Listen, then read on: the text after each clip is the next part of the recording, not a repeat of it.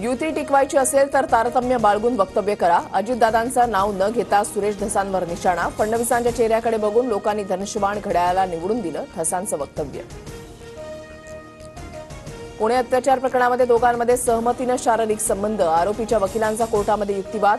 कोणताही प्रतिकार झाला नाही. सीसीटीव्हीमध्ये तरुणी स्वतःहून बसमध्ये जाताना दिसतेय, वकिलांचा मोठा दावा.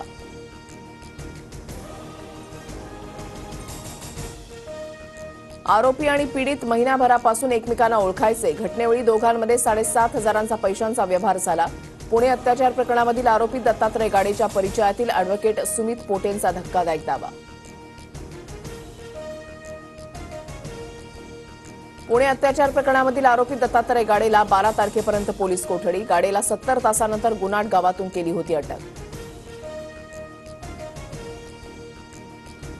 अटकेआधी आरोपी गाडेचा 3 वेळा आत्महत्येचा प्रयत्न. प्राथमिक वैद्यकीय अहवालामध्ये आरोपीच्या गळ्यावर जखमा.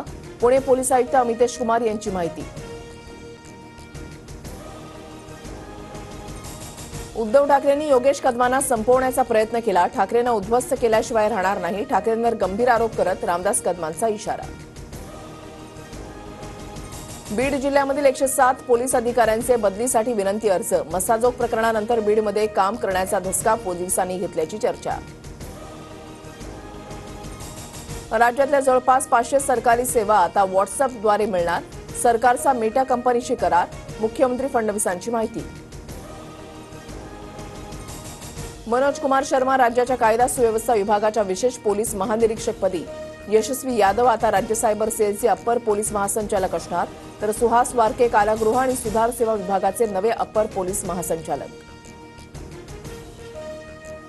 जुन्नरचे अपक्ष आमदार शरद सोनवणेंसह अनेक कार्यकर्ते शिंदेंच्या शिवसेनेत. शिवनेरीला आजपर्यंत लाल दिवा मिळाला नसल्याची खंत व्यक्त करत सोनवणेंकडून मंत्रिपदाची अपेक्षा व्यक्त. मुंबईतील पहिल्या भुयारी मेट्रोनं ऐतिहासिक टप्पा गाठला. मेट्रो 3ची कफ परेडपर्यंतची धाव यशस्वीरित्या पूर्ण. आचार्य अत्रे चौक ते कफ परेड हा मेट्रो मार्ग प्रवासी वाहतुकीसाठी सुरू. देशभरात यंदा कडक उन्हाळा जाणवणार. कमाल आणि किमान तापमान सरासरीपेक्षा जास्त राहणार, हवामान खात्याचा अंदाज.